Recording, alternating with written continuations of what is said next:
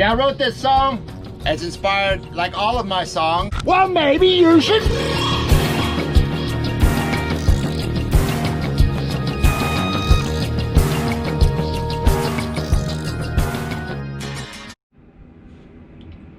Hello and welcome back to another episode of Powerlifting and Power Chords. Today we are going to have a more power chord oriented video. It's been a couple weeks since I made a video. I've been real busy at work, haven't gotten any new things, but today we have another guitar unboxing. Now this is not a true first time reaction unboxing video.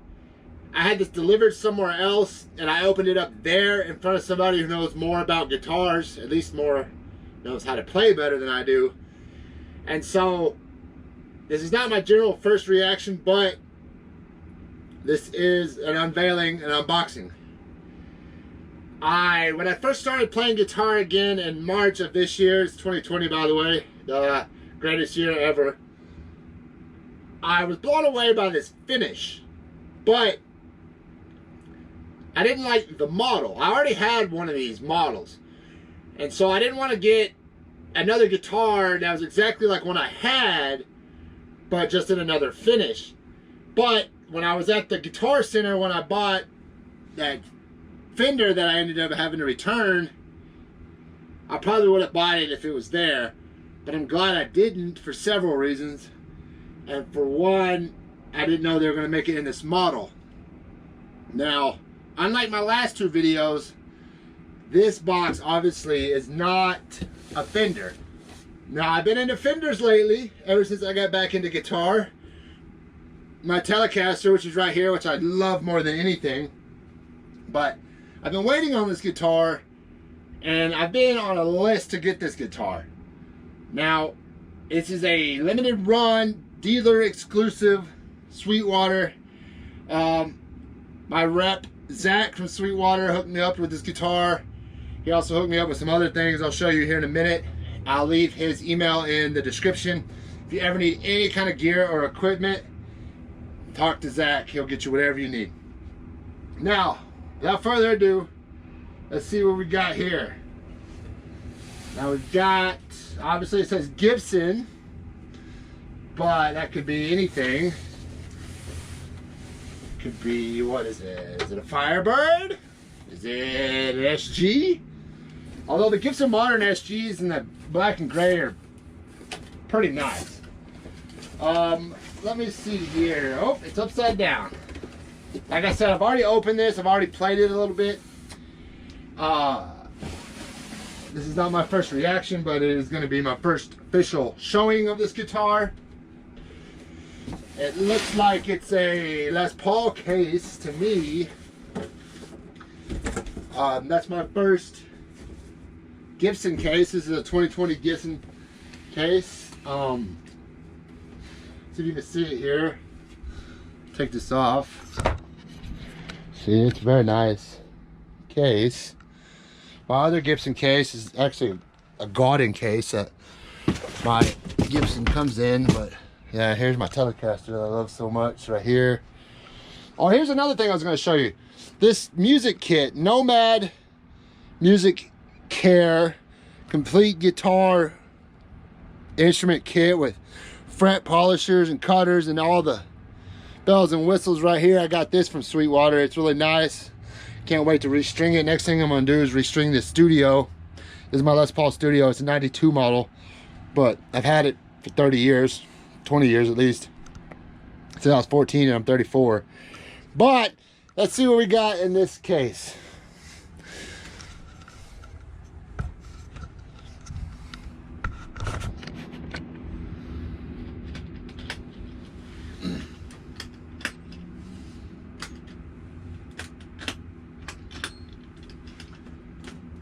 Ta-da!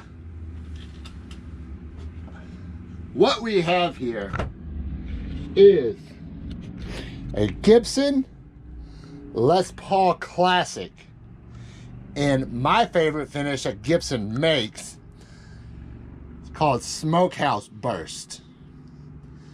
See, they make a Les Paul Studio in Smokehouse Burst. It's got the regular PAFs and the black pick guard and so on, but this is a classic.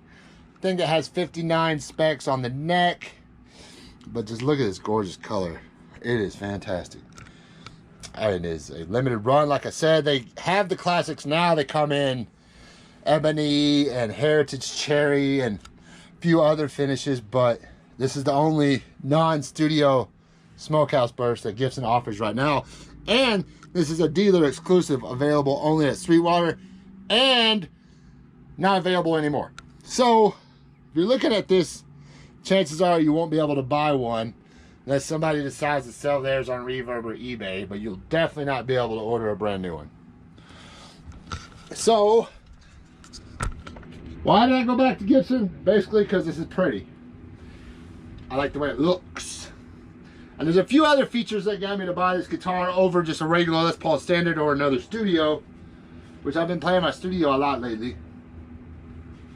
But let's check out what's in the case, or case candy they like to say. So we've got this cool Gibson tool. Now I'm going to show this off a little bit. This tool, it comes with the Gibson. It's got the Allen wrenches and screwdrivers and hex heads, all kinds of things that go for making adjustments on your brand new instrument, which I think is really cool. There is a picture of this guitar at the factory, I guess. Pretty cool. Let's see here.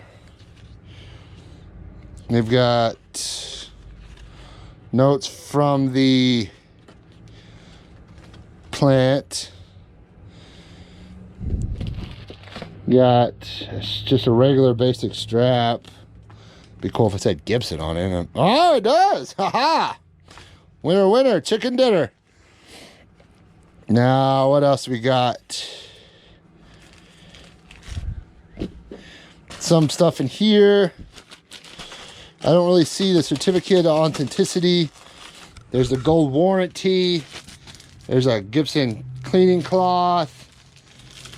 There's a owner's manual. I guess this counts as a certificate of authenticity. I don't know. I don't really see one. Never really thought about that.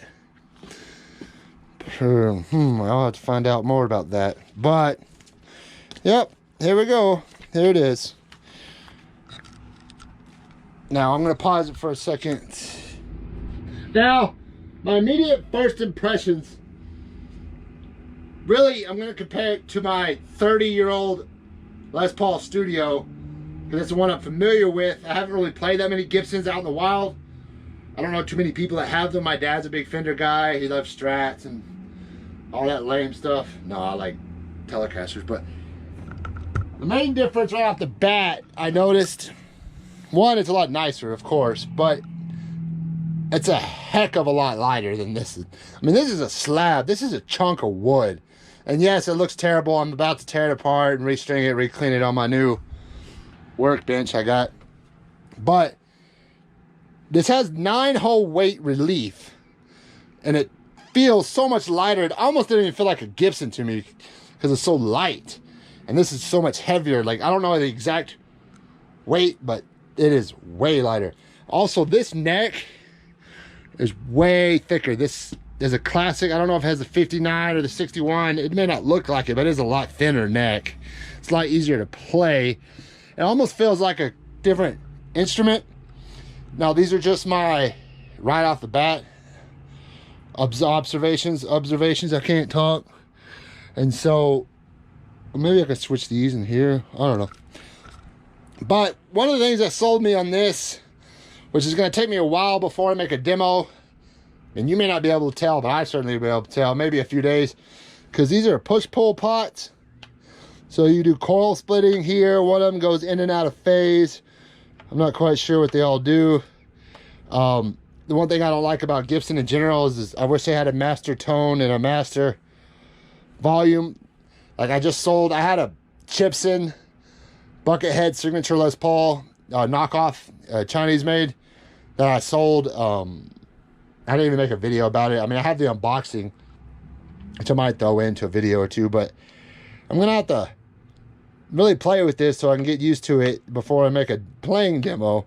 But right off the bat, it's just very, very fancy, very luxurious looking. It's amazing. I don't know how else to say it.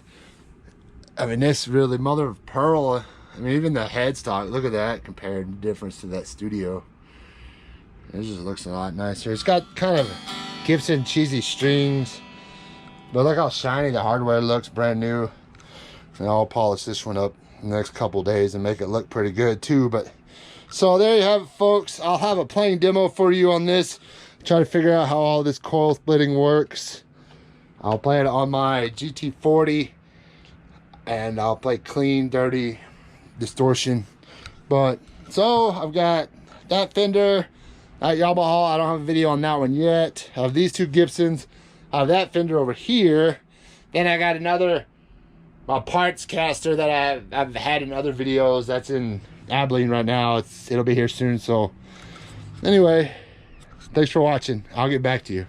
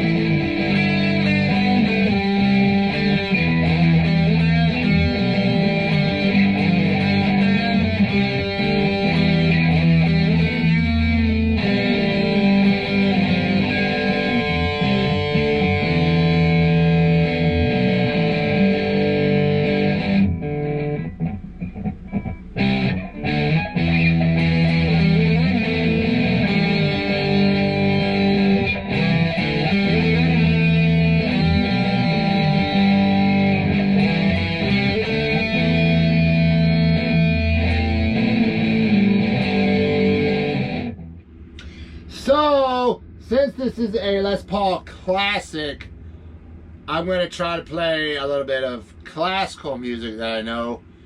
I still haven't worked out all the push-pull pots. I've got the out of phase one settled pretty easy, but I still haven't got a lot of the configurations with the coil splitting and all that stuff. Sometimes with a lot of distortion you can't really tell, but I might have some clean tones on this. But anyway, let's see how this sounds. So I have it up on rhythm, no out of phase, nothing. Let's see. Take two.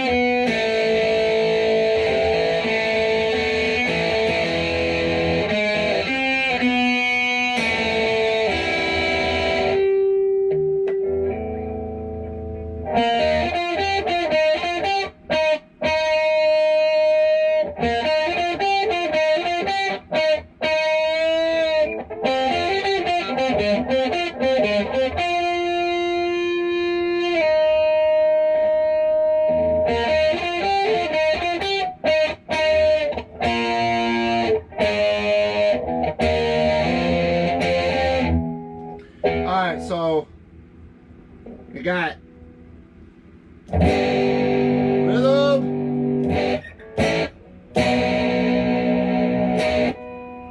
We got both.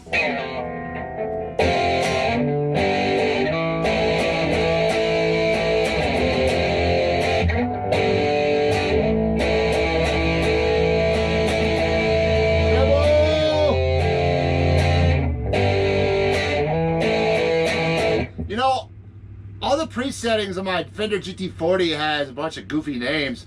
Why can't they have one that says, uh-oh, here comes trouble? Anyway. Alright, let's go out of phase.